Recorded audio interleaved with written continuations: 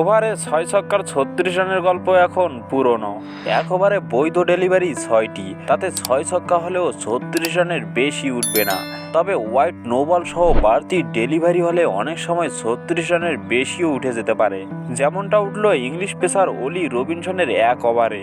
এমন এক বিব্রতকর রেকর্ডের নাম লিখিয়েছেন ইংলিশ কাউন্টি খেলা ইংলিশ ক্রিকেটার অলি রবিনসন। তার ওভার থেকে ৪৩ রান এসেছে লেস্টারশায়ারের ব্যাটার লুইস কিম্বারের মারকুটে ব্যাটিংয়ে।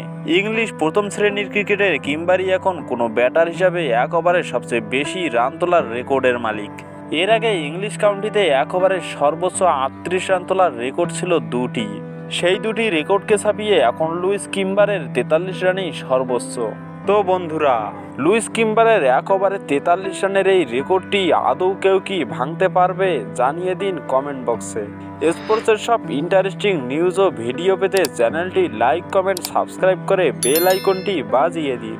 ধন্যবাদ।